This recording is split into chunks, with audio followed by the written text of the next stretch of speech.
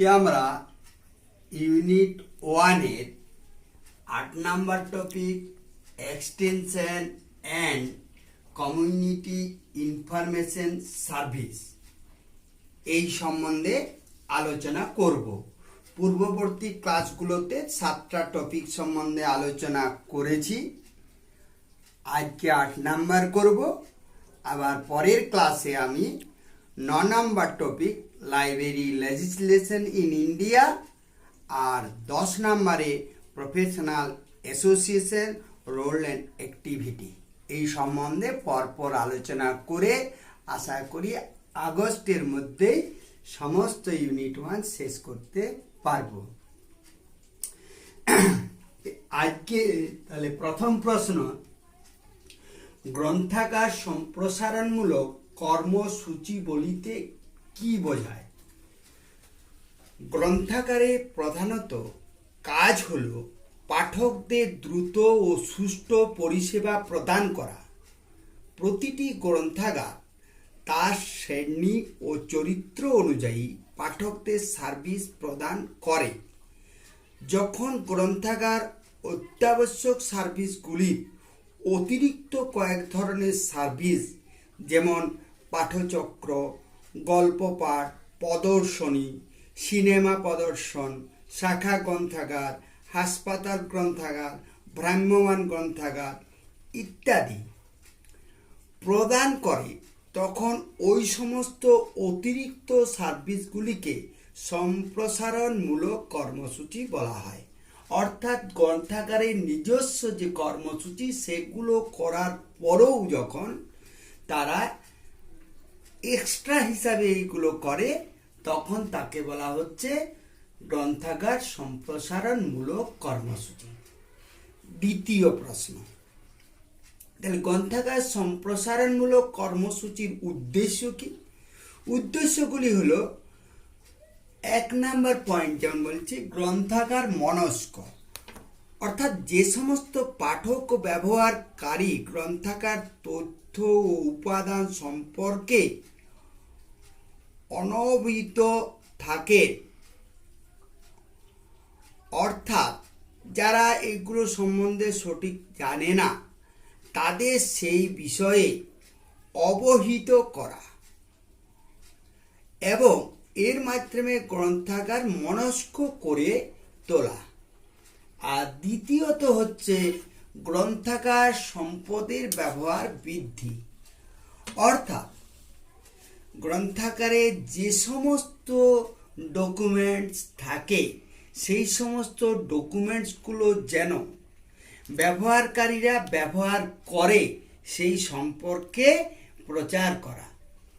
আর সর্বশেষ বলা যায় যে গ্রন্থাগার বিজ্ঞানের যে তৃতীয় সূত্র, সেই তৃতীয় সূত্রকে বাস্তবায়িত করা।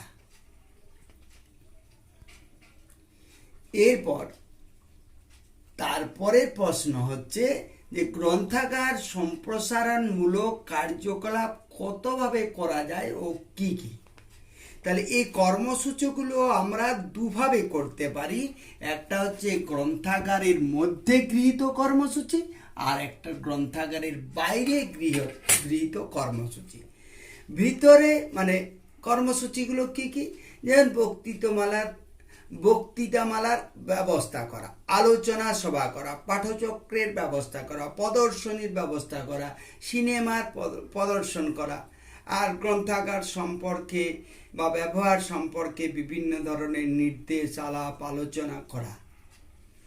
আর যখন আমরা বলবো যে গ্রন্থাগারের বাইরে যেমন গ্রন্থাগার বিষয়ক প্রচার, গ্রন্থাগার সম্পর্কিত প্রদর্শনী, শাখা গ্রন্থাগার খোলা, হাসপাতাল বা কারাগার এই সমস্ত জায়গায় গ্রন্থাগারকে নিয়ে যাওয়া, ভ্রাম্যমাণ গ্রন্থাগার গড়ে তোলা, এগুলো যদি আমরা করতে পারি এই কার্যকলাপগুলো আমাদের লাইব্রেরি এক্সটেনশন সার্ভিসের মধ্যেই পড়ে। 4 নাম্বার প্রশ্ন, যে এই গ্রন্থাগার সম্প্রসারণ কর্মসূচিতে যে নতুন প্রযুক্তি তার প্রভাব কীরূপ? নতুন প্রযুক্তি that means information and communication technology, এর প্রভাবটা কি?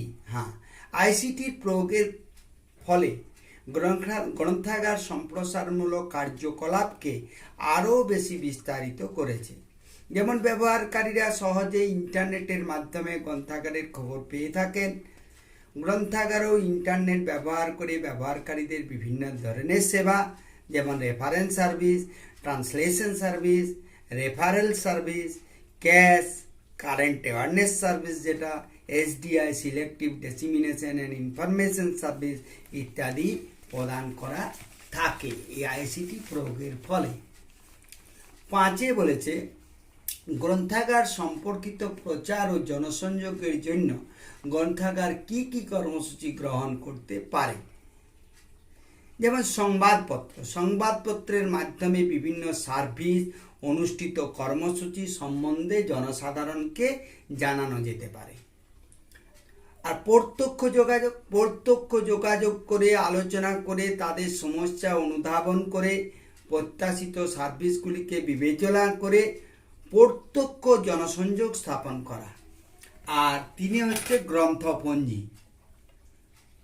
মনোযোগী পাঠক ও গবেষকদের গ্রন্থপঞ্জি প্রস্তুত করা, অর্থাৎ তাদের গ্রন্থপঞ্জি করে রাখা, যাতে কি হয় যে তারা কি ধরনের ডকুমেন্টস নিয়ে, একজন রিসার্চার সে ফিজিক্স নিয়ে রিসার্চ করছে, তাহলে সে ফিজিক্স সংক্রান্ত জিনিস, তাহলে সে হয়তো দেখা যাচ্ছে যে নিউক্লিয়ার ফিজিক্স নিয়ে করছে বা লাইট ফিজিক্স, তাহলে লাইট ফিজিক্স সংক্রান্ত যখন কোনো কিছু এলো গ্রন্থাগারে, তার ফোন নাম্বার থাকলে তাকে জানানো। সেই জন্য বলছে মনোযোগী পাঠক ও গবেষকদের গ্রন্থপঞ্জি প্রস্তুত করা। এরপর 6 প্রশ্ন, যে ভ্রাম্যমাণ গ্রন্থাগার বলতে কি বোঝেন, অর্থাৎ মোবাইল লাইব্রেরি বলতে কি বোঝেন। গ্রন্থাগার সম্প্রসারণ কর্মসূচির একটি অঙ্গ হল ভ্রাম্যমাণ গ্রন্থাগার। সাধারণত গ্রন্থাগার থেকে বহু দূরে অবস্থিত গ্রামগুলিতে স্বল্প সংখ্যক বসতিপূর্ণ জনপদে, যে সকল গ্রামে গ্রন্থাগার প্রতিষ্ঠিত হয় না, সেই সমস্ত জনগণের জন্য বৃহৎ মোটর ভ্যানের নির্দিষ্ট সংখ্যক গ্রন্থ কোনো গ্রন্থাগার থেকে সংগ্রহ করে নিয়ে যেয়ে পুস্তক সরবরাহ করাকে ভ্রাম্যমাণ গ্রন্থাগার বলে।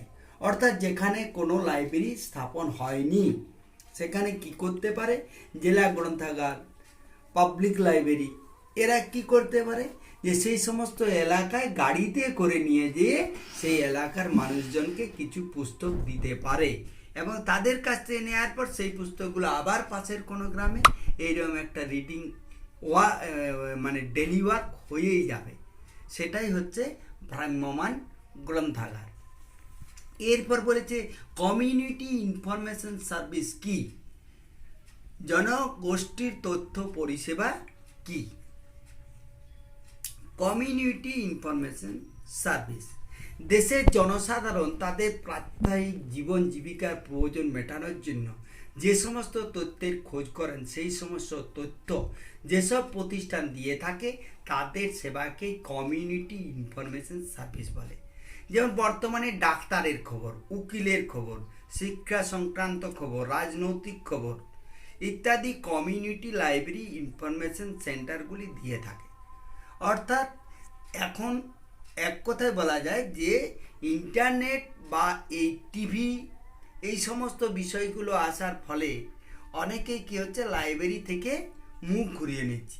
তাই সরকারের একটা পরিকল্পনা ছিল যে গ্রন্থাগারগুলোকেও একটা কমিউনিটি ইনফরমেশন সার্ভিস বা একটা সেন্টার হিসেবে গড়ে তোলা, যেখানে তারা কি করবে, ওই ধরনের সার্ভিসগুলো দিবে। সেটা পরের প্রশ্নে বলেছি যে community library and information centre কি। 1999 সালে পশ্চিমবঙ্গের গ্রন্থাগার মন্ত্রক প্রতিটি গ্রাম পঞ্চায়েতে একটি করে জনগ্রন্থাগার তথা ক্লিক স্থাপনের নতুন পরিকল্পনা গ্রহণ করেন। যদিও আজ পর্যন্ত 319টি স্থাপিত হয়েছে, যার মুখ্য উদ্দেশ্য হলো সমাজের প্রতিটি মানুষকে তার প্রাত্যহিক জীবনের বিভিন্ন ধরনের তথ্য প্রদান করা, যেমন ডাক্তারের খবর, উকিলের খবর, শিক্ষার খবর, জীবিকা সংক্রান্ত খবর দিয়ে থাকে। সেটা হচ্ছে কমিউনিটি লাইব্রেরি ইনফরমেশন সেন্টার। ঠিক আছে, আজকে এই পর্যন্তই থাক। পরের ক্লাসে আমরা 9 নম্বর topic library legislation of India সেটাতে যাব।